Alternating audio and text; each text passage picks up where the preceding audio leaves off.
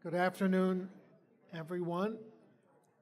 I'm Harold Holzer, Director of the Roosevelt House Public Policy Institute. I should get used to saying good afternoon because we've been increasingly hosting afternoon programs, one more special than the next, or than the previous, and maybe the next, as far as I know. It is a special privilege and honor to be introducing the program today. If we had to say what guest would we want to have at Roosevelt House, the home of Eleanor Roosevelt and Franklin Roosevelt, where, with the words of the Four Freedoms on the wall that they are facing, it would be Natan Sharansky.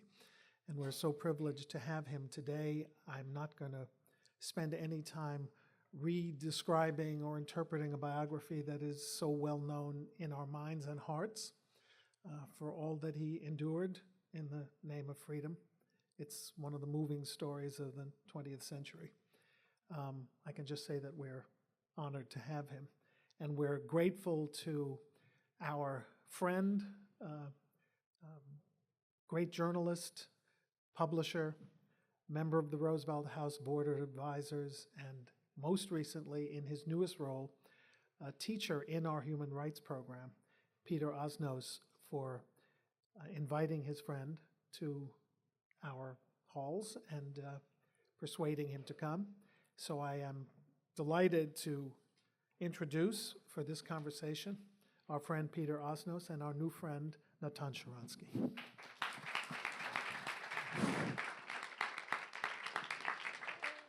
In a sense, first of all, I want to say how pleased I am to see that Natan can draw a crowd in the middle of the day. In a sense, this entire conversation, for which we have roughly an hour, is an introduction. So I'm not going to do one. But I will say that Natan and I met in summer of 1974 in Moscow. He was introduced to me as the spokesman for the dissidents and the refuseniks. And I looked at him and said, "You're the spokesman?" He wasn't exactly what you would call at that time. He was 26. I thought to myself, this is going to be a formidable enterprise, but little did I know. In 1977, Natan was arrested, charged with treason, sent to the Gulag for 9 years. And when he came out and went to Israel and joined his beloved wife Avital, I went with my colleague Bob Bernstein, who was here before. Is he still here? Who was then the chairman of Random House and the founder of Human Rights Watch. Bob and I went to Israel and persuaded Natan, with a check, to write his memoirs for us, his prison memoir, which we published. It's called Fear No Evil. And I think it's one of the great books of its kind, because it represents in so many ways one person's ability to take on a system as formidable as the Soviet Union was at the time. When Natan was arrested, taken to prison, charged with treason, stripped naked, nobody was more defenseless at that moment than he was, and the thought that went through his mind was, they cannot humiliate me, only I can humiliate myself. And for the next 9 years, he outsmarted the KGB, and when they told him, as they were going to release him across the Glanniki Bridge in Berlin, they said, now you're going to get out of the car and walk a straight line over to that other car. So what did he do? He zigzagged. And he's been zigzagging in Israel ever since. What I'd like to do because we really don't have a lot of time, I want to leave some time for questions. There are 3 phases in Natan's adult life. 1 was prison, 2 was politics, and 3 is the Jewish Agency, for which he has been the president, executive director, the big cheese, chairman for the last 9 years. Each of those things, 9 years in prison, 9 years in politics, 9 years at the Jewish Agency. And so what we're going to try to do in the time we have so we can have questions is very quickly, Natan, can you reflect now on all these years later? What did it mean to you to be in prison? Yeah, only one correction. You said that I zigzagged when KGB told me to go straight, and since then I'm zigzagging in Israeli politics. I'm so sorry. It's Israeli governments which are zigzagging. I am not zigzagging. We've never been able to agree on everything. Okay. Now, let's put frank. I'm here because Peter Osner was my accomplice in my sentence, was mentioned my accomplice. I have to respect my accomplices in crime. But when I'm sitting here and reading, it's probably Roosevelt's words, or his wife. So it's so appropriate, as if they read my book. You know, look, no, that the main thing is freedom of speech. The second is to worship the God in the way in which you choose to do it. And, well, I write a lot about it. And the third is to people, needs of the people. And the fourth is to be free of fear. Again, not for fear of God, but fear of people. And that's, well, I think more or less that's what all what we are discussing and doing and fighting for is about. So thank you for inviting me here. And also, of course, Leonard Roosevelt's Declaration of Human Rights was among those topics which were confiscated by KGB during the searches. And one of the things which we were reprinting and distributing among the people is to remind them what their real rights are. So thank you for inviting me. Now, if to speak about this year, by far the easiest years were years in prison, because there you have physical hardships, but in terms of moral life, it's such a simple, pure. It's so easy to keep your integrity, because all what you have to do is to keep saying no to KGB. And that's, you know, but we Jews, we have a very demanding religion. It's 613 commandments. Taryag mitzvot, 613 commandments. So if you really want to feel yourself good Jew, you have to fulfill 613 obligations. I don't know a person who can do it. But in prison, everything comes to one thing. You say no to KGB, and that's it. You fulfilled everything. All your obligations to your wife, to your family, to your country, to your people, to your history, to mankind, you did already.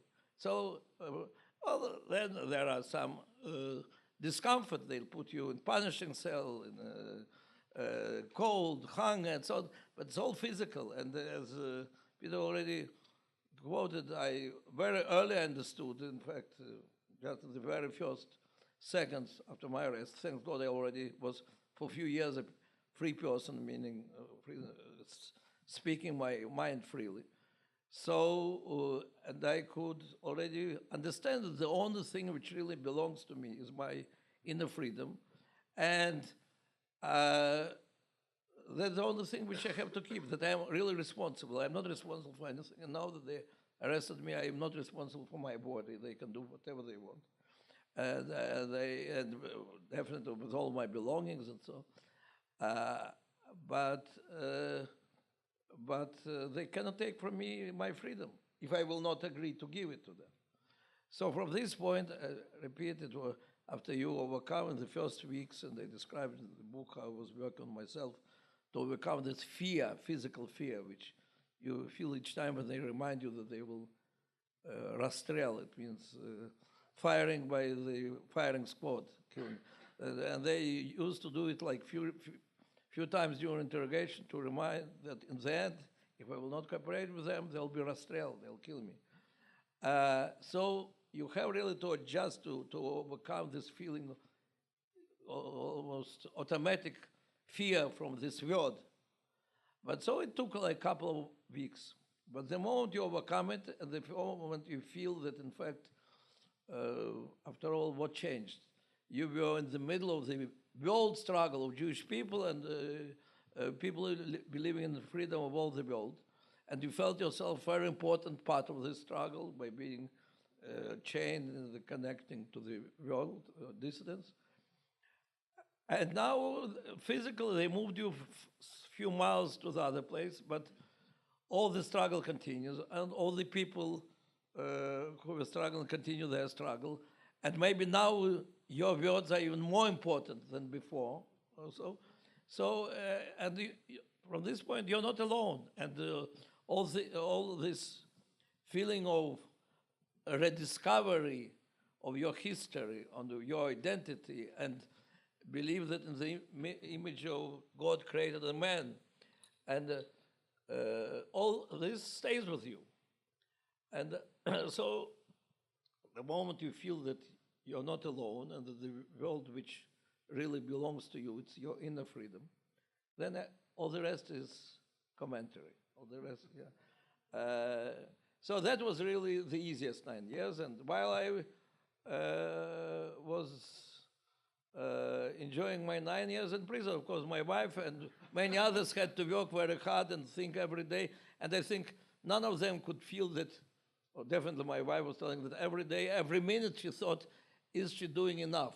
Did she, maybe there are some things that she has to do. And she was urgently to organize telephone call to Margaret Thatcher, to find Jew who knows Margaret Thatcher, that he, for tomorrow to meet her, that he will do this and that. And so every moment you have to do why you're not doing everything what you can do. So I was saved from this for 9 years. I did everything what maximum. I was good Jew. I fulfilled all my command obligations. Then, but the moment they take you from prison and throw, that's how they did. In one day took from prison and straight through Berlin, straight to my wife, and then to Israel. So the day which started in Soviet prison finished near the Kotel in Jerusalem. And that's was the end of vacations, because then you are responsible for everyday choices, to eat more or less, to drink tea or coffee, to are these people your friends or your enemies? Are they really wishing you well or not? Whether what you are doing as a person is all what you have to do or not? Whether you as a member of the government, whether your government is doing the right thing or wrong thing. And every moment is a contradiction. So I have to say, I came to Israeli politics after I was released I just from want to prison. stop for 1 second, because I want to point out that I recently learned that Natan is one of only 4 non-Americans to receive both the Presidential Medal of Freedom and the Congressional Gold Medal. And the others were Mandela, John Paul, and Mother Teresa. And when I mentioned this to Natan this morning, he pointed out to me that it was not at the Congressional Medal of Freedom. Both Avital and Natan received the medal together. And as he points out, he was the only one in that group of 4 who had a successful marriage. I actually think that particular cast of mind is what has given him the capacity to do the very many things that he's done. The ability to see the world in that kind of perspective when you're in prison, and then when you're in Israeli politics. So talk a little bit about what you learned in 9 years of Israeli politics. Well, I will tell you about Israel. I learned what I knew, that Israeli democracy has so many faces, and it's so interesting, and it's so overwhelming, and it's so challenging.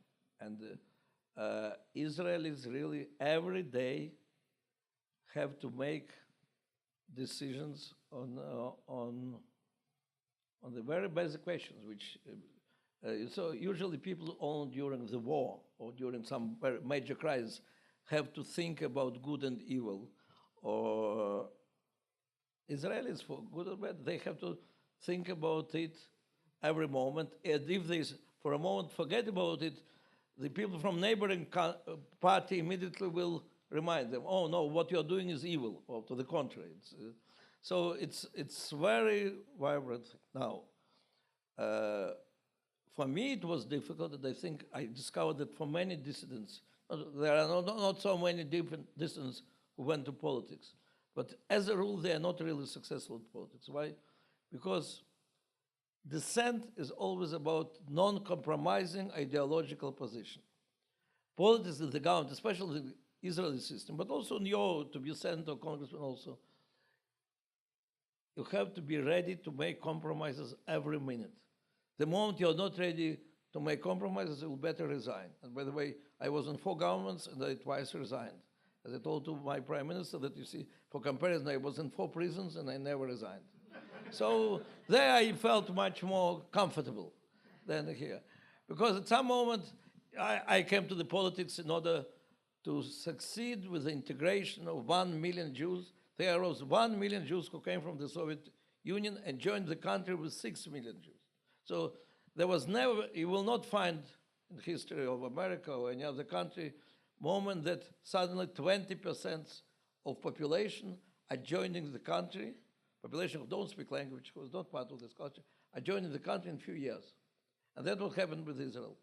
And the fact that integration is so successful, and unbelievably successful integration, and the average level of life today of those newcomers is a little bit higher than average in Israel, and all the hospitals or the academy, everything is full of these new immigrants.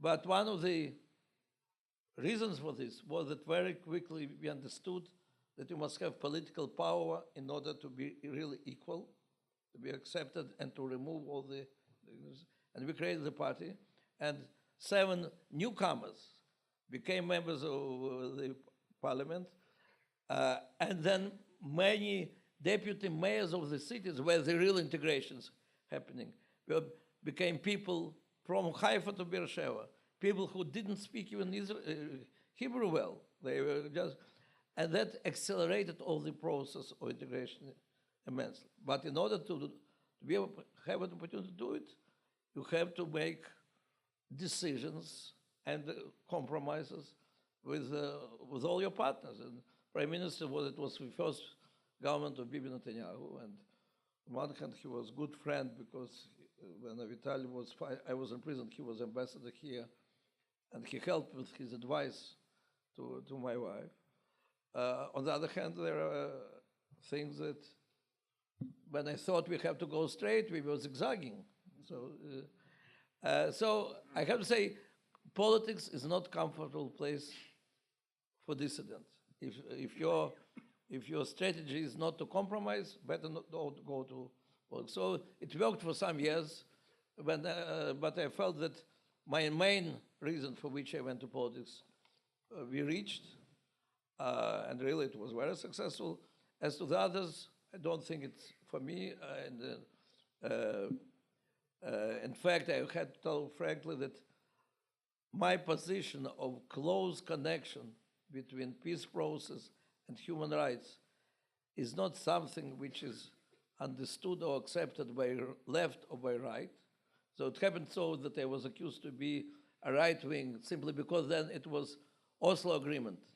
And I was writing and speaking against, because the idea was, and it was said by our Prime Minister, that it is good for us that Yasser Arafat is a dictator. He said it's good that Yasser Arafat is without human rights organizations and the Supreme Court and a free press, because that's what will help him to defeat Hamas much easier than we will do it. And then I wrote my first article against Oslo. I said, if we will be building peace on the fact that he will be our dictator, in the end he will do everything that his people will hate us, because, because that's the only way for a dictator to survive, that his people have external enemy. I had to say, in the end, though I spent 9 years, neither left nor right did accept this position. It's really dissident position also for the United States of America, so definitely for Israel.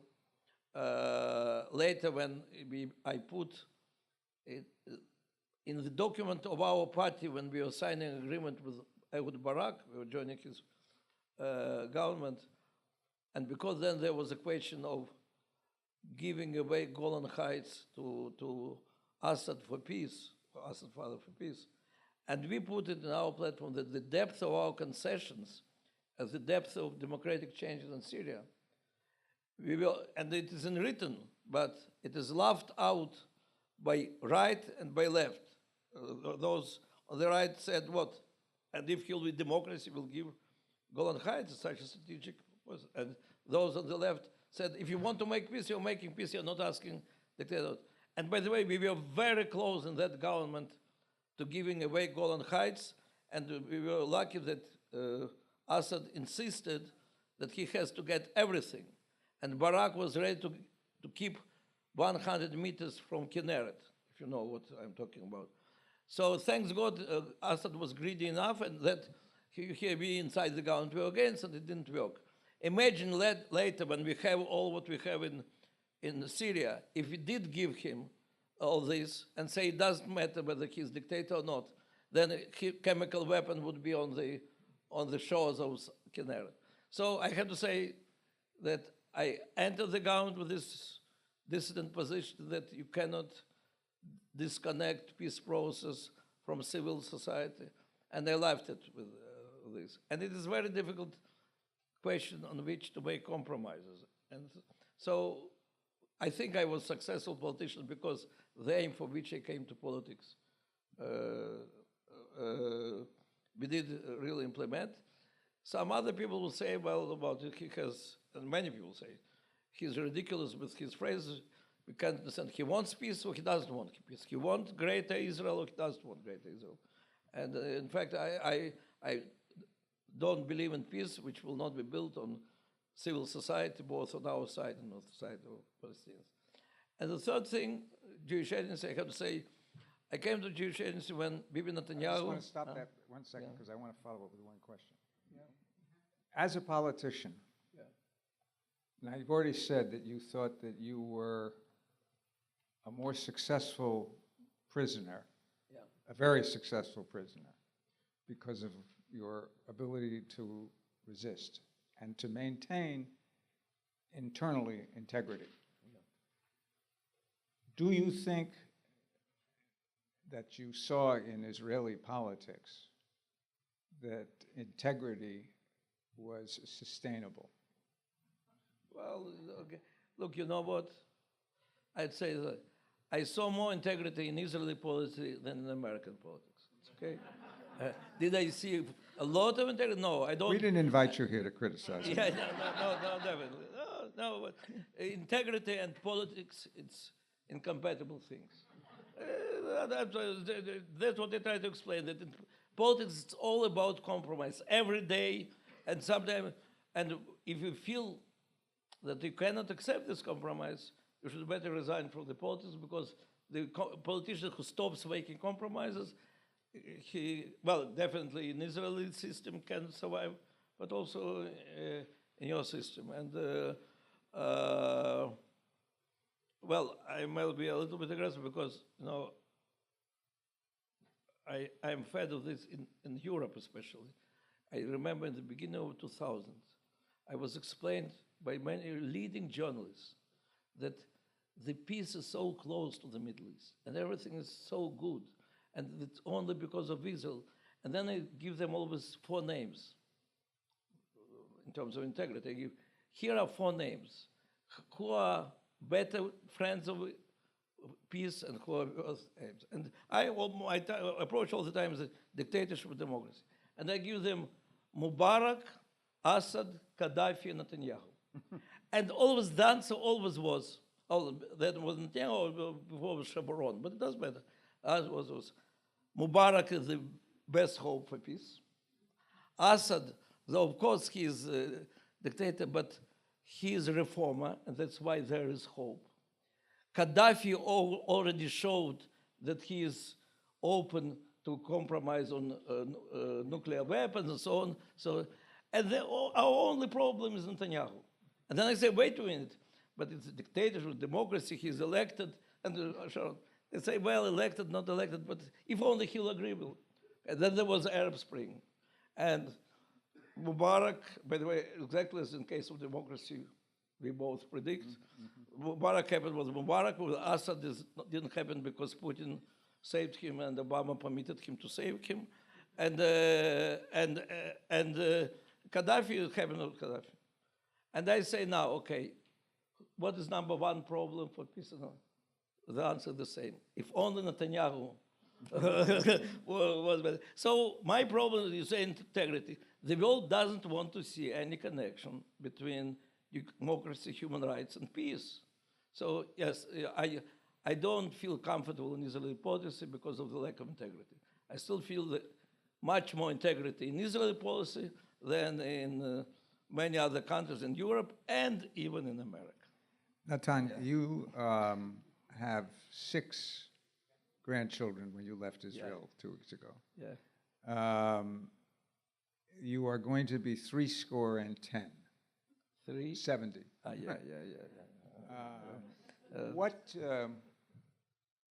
in your view, when you look back on it now, can you say, are there people who have endured in your mind as models of integrity in a complicated world? Is there anyone who you can look at? 2 people. Who?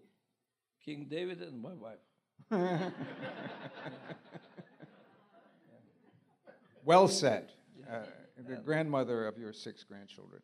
All right, so now before we go to questions, let's talk a little bit about the Jewish Agency, not so much what it does, but this current challenge, we'll call it, in which the Israeli community of Jews and the American community of Jews have a fundamental disagreement on something which seems relatively easy or narrow, but is in fact deeply, profoundly fundamental, and that is who gets to pray where at the Wailing Wall. Talk a little bit about how you confront the issue and where it stands. Yeah. Okay, I'll speak about it, but going back to the integrity of people, it's really, I feel very strongly that it's in this order, my wife and then King David.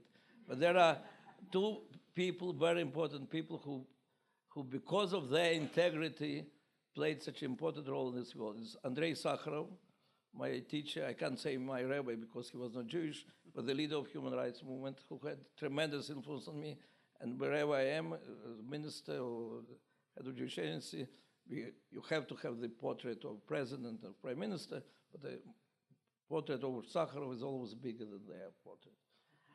The other man, even if you will disagree, is President Reagan, who called Soviet Union evil empire in spite of the fact that all his advisors were explaining him that it's politically not correct. Now you're president, you cannot do it. And the fact that he called evil empire, Soviet Union evil empire, first of all, it was the best day that we had in prison when we read in the Soviet newspaper that American president called Soviet Union evil empire. And second, that he brought a lot of moral clarity in these relations. And I do believe it had a very important thing. So I don't know much about his previous life and other aspects of his presidency, but his integrity in the approach to the international relations, this specific question was extremely important. That's good. Yeah. Now the Wailing Wall. Now for something simple. Okay. Jewish Agency, for those who don't know, that is the organization which is, before creation of Israel, was in fact Israeli government. And after, it has a special mandate of connecting Israel with Jewish communities. And 3.5 million Jews made Aliyah, came to Israel from all over the world after creation of Israel through Jewish Agency. When I came to the Jewish Agency, in fact, I made a shift which was made long ago in the Jewish world, but to institutions are always the last who are changing. And I made a shift from making the special emphasis on Aliyah to making special emphasis on building bridges between Israel and Jewish communities and strengthening Jewish identity. And with many good, important things that we are doing, in one thing, our unique role, or became especially unique in the last years, we are the only, our Board of Governors, in fact, is the only forum that I know where representatives of the government, representatives of the opposition, and the leaders of Jewish federations from all the world, and the leaders of Reformed and conservative movements, together with the leaders of modern Orthodoxy, are sitting together, discussing together, debating together, making decisions together. Unfortunately, there is a long history why, when Israel was created, in fact, Reformed and conservative Jewry was not part of this formula. And as Ben-Gurion, who was thinking in terms of creating one Jewish community, after all these years of diaspora, we don't need all these differences. We'll have one Jewish community, one language, one culture, Jewish, Polish culture that is, from now will be culture of Moroccan Jews and Mexican Jews and everybody, and one religion. Who needs all these differences? The synagogue to which I don't go, said Ben-Gurion, is Orthodox synagogue. So, or you go to synagogue, you don't go. But why do you need all these differences? Look, the idea was, and really nobody knows whether it was possible to make it different, because nobody recreated a nation from hundreds of different pieces. For 2,000 years, people lived in different cultures. Then they come and become one nation again. So if it seems critical, I am critical of some of the things that Ben-Gurion did, but nobody except from him succeeded to do it for thousands of years. So we don't know whether there was other way. But, okay, the world is developing, and this support of American Jews, which was without any, who cares whether they are socialist economy or capitalist economy, whether they are, they don't go to Orthodox shul, they don't go to Reform shul. It's our child, Israel, we have to save him. That was more or less. With the time, it's not a poor child, it's a very successful nation, very interesting society, and it wants to be the home for every Jew. And what we are saying, if you want to be home for every Jew, it must be not only for every Jew, but for his rabbi or her rabbi, and for their community. And so they have to feel comfortable in Israel to live, to stay, to pray. And here comes, and so Jewish Agency became the center of this dialogue, because there is no other forum where you can organize meeting. When I was a member of Knesset and tried to organize meeting between the Knesset members and the leaders of Reformed movement, it was impossible because ultra-Orthodox parties will not permit it. So in Jewish Agency, I didn't have these restrictions, and we had dialogue. And in fact, the question of the prayer near the Kotel, which, because of the unique, powerful symbolism of this place, I don't think that other nations have such a place, which at the same time is number one religious symbol and number one national symbol.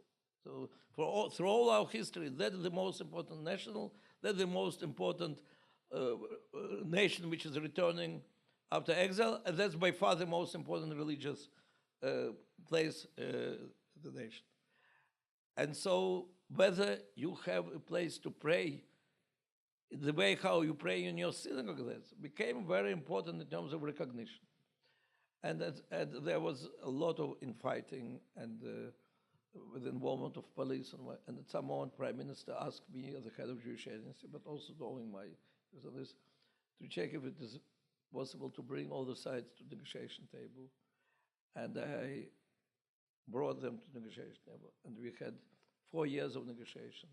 And Prime Minister personally put a lot of effort that it will succeed. And then succeeded, and we found a compromise. And then ultra-Orthodox party and the government voted for this. And it was a very important message for Jewish world. And then some moment, Prime Minister was threatened by ultra-Orthodox parties that he will have no government if he will not cancel it. And he froze it. It happened 4 months ago, which brought to big crisis.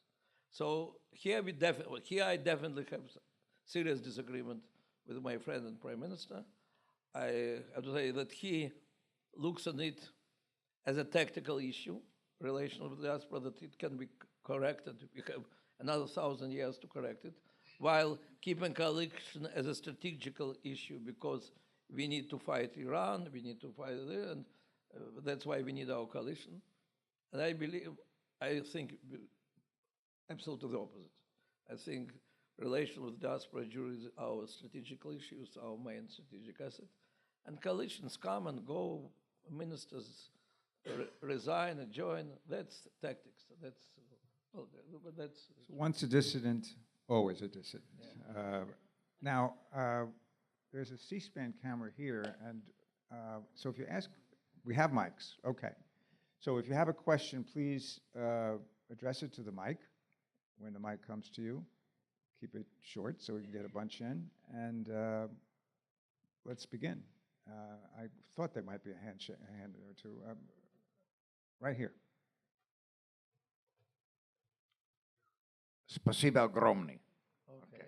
My How name was is your Dr. Russian? Edward Powers. I'm a Hunter College student, believe it or not. Yeah. My question, what do we know about the Russian-Chinese connection?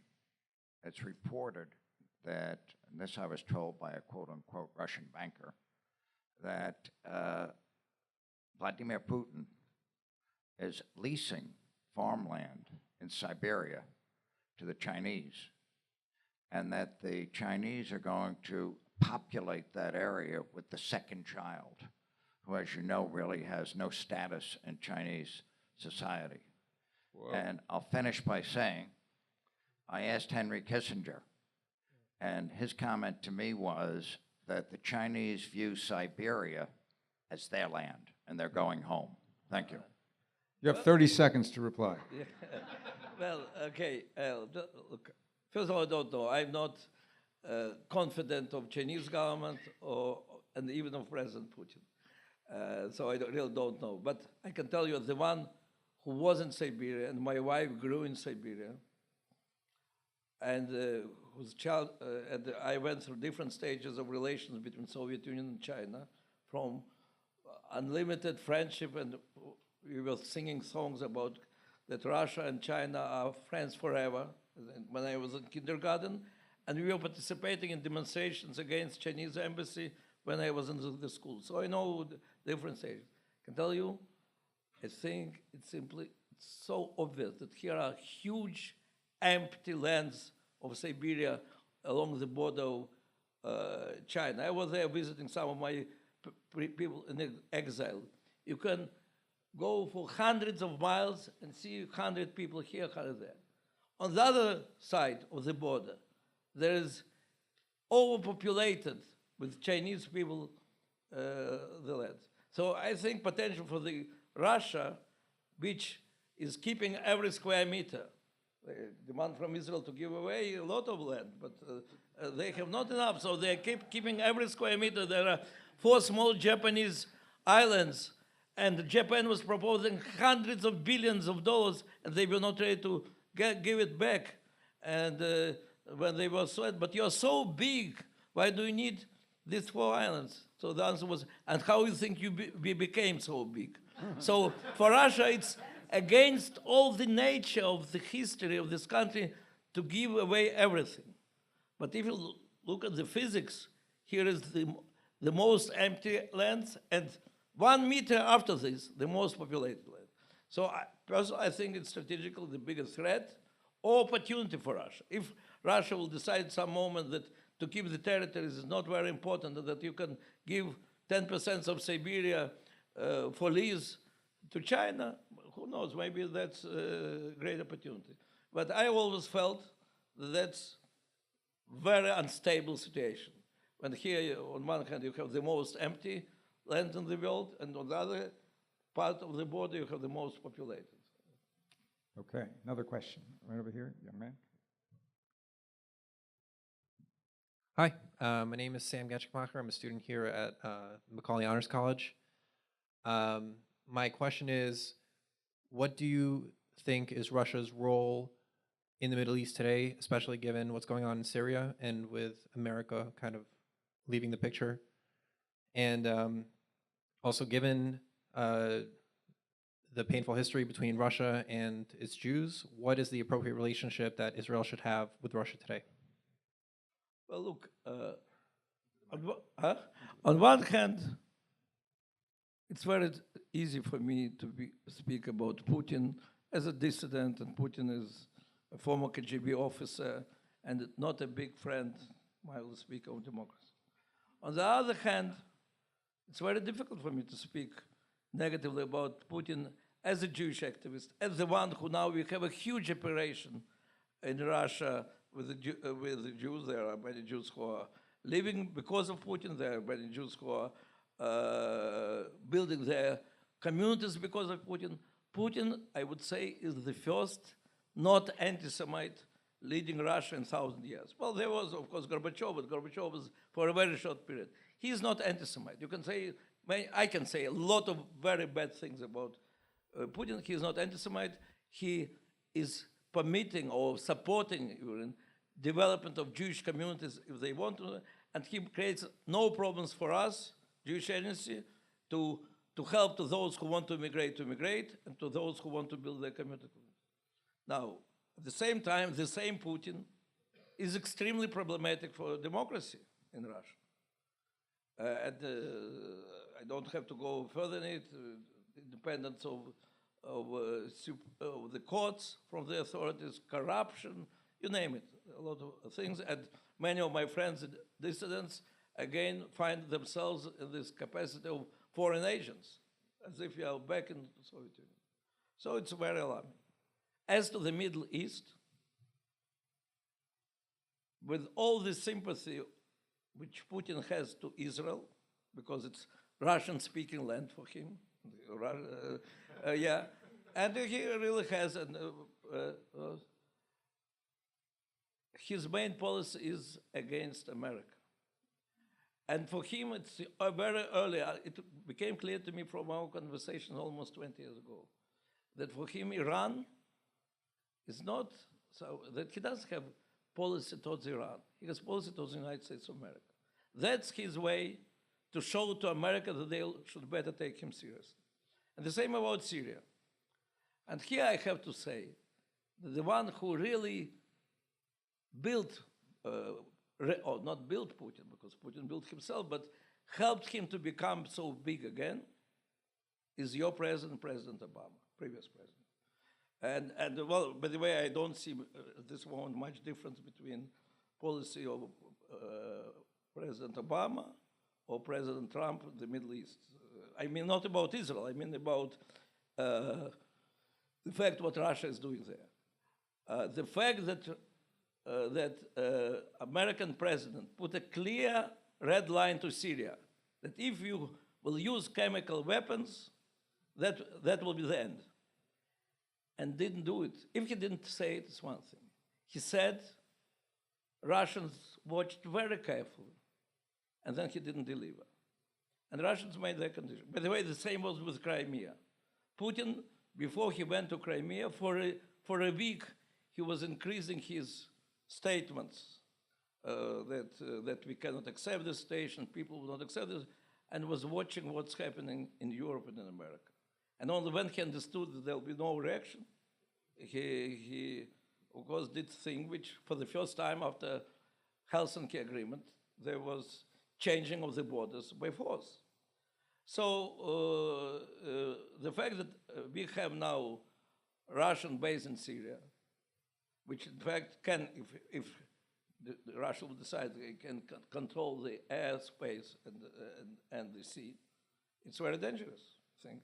Even though we have, this moment Israel has a good relations with Russia, but it doesn't matter. It's changed. For the first time we have a situation when Iran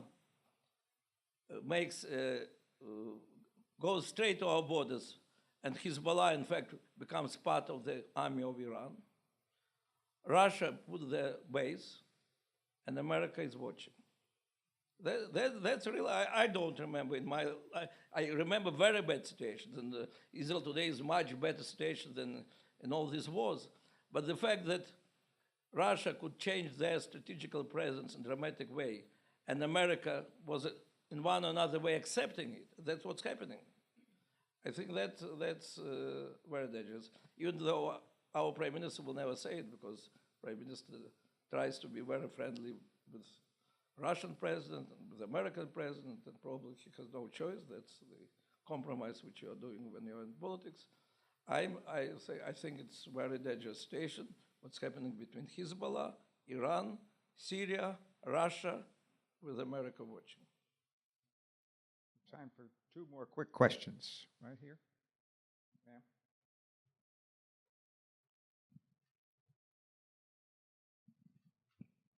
Thank you. I'm Cynthia Roberts. Я здесь профессор международной политики. I want to follow up this point. It's striking, perhaps to Americans who don't realize this, how strong and productive Israel's relations are with Russia.